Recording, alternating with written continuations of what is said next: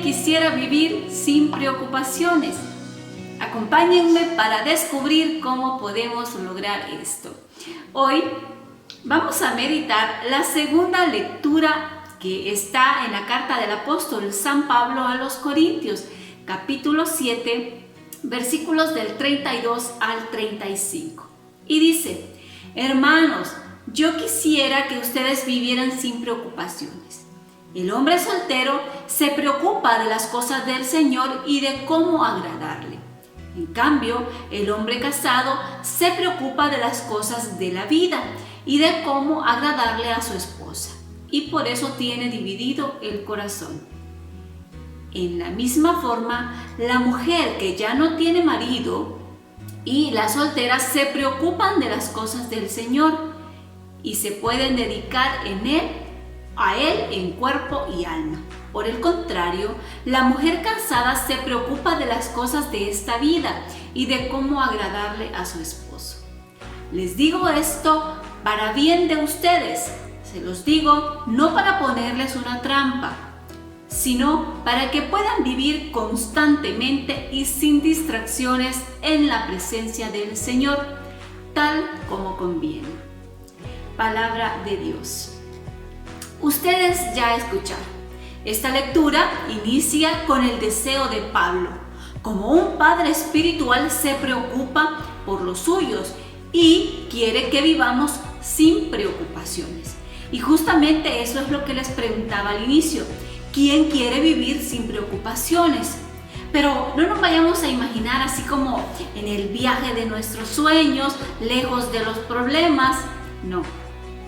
Pablo nos da la respuesta en esta lectura y vamos a descubrirla con la ayuda del Espíritu Santo para que podamos vivir de esta forma.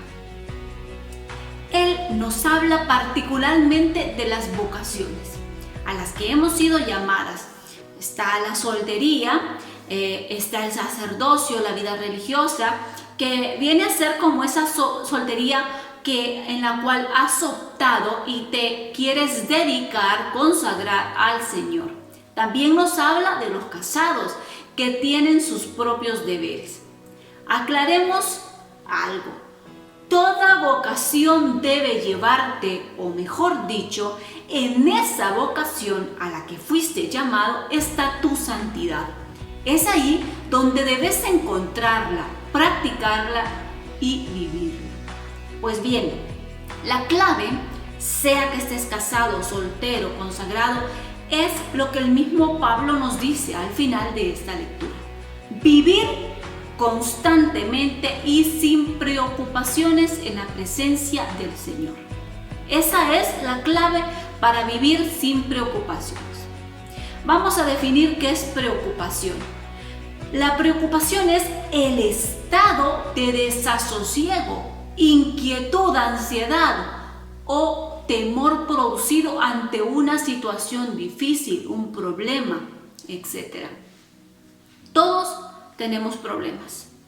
Ayer u hoy o mañana tendremos problemas. Pero preocuparse de esos problemas solo nos genera ansiedad, dolores de cabeza. Es más, a veces hasta impide que nos ocupemos correctamente de estos problemas. Porque gastamos todas nuestras energías en las preocupaciones. El Padre Pío decía: reza, espera y no te preocupes. Él, al igual que Pablo, había descubierto que quien vive en la presencia del Señor no se preocupa de las cosas, se ocupa. ¿Y cuál es la mejor manera de ocuparnos de un problema sino rezando, orando, doblando rodillas ante el que todo lo puede? Cuando Pablo nos habla de las vocaciones para explicarnos que debemos vivir sin preocupaciones, es precisamente para enseñarnos que hay diferentes estados de servicio. Y aclara, él dice: no se los estoy diciendo para que caigan en una trampa, para que después no vayan a decir: me casé y estoy aquí amargado, pero es que nadie me dijo que existía la soltería, nadie me dijo que existía la vida consagrada. En toda vocación hay plenitud y en todas podemos servir al Señor constantemente y sin distracciones. O sea, sin preocupaciones, siendo felices. Si estás casado, debes dar un plus, porque tienes que atender a tu esposo, a tus hijos, tu casa, pero en constancia y sin distracciones, en presencia del Señor. Bendito sea Dios. Tenemos en la iglesia una beata, Concepción Cabrera de Armida, que nos dio cátedra en esto, porque a veces podemos decir, pero es que mire, en mi casa se me dificulta hacer oración porque estoy con los niños, estoy con este quehacer. Mire, Beata Concepción Cabrera de Armida era madre de 9 hijos, una esposa muy dedicada, una mujer llena de Dios, que supo vivir en la presencia constante, sin distracción de Jesús. La clave que ella nos dejó y que usted y yo estoy segura que si la ponemos en práctica vamos a vivir de esta forma, la clave que ella dejó es ofrecer todo lo que hacía.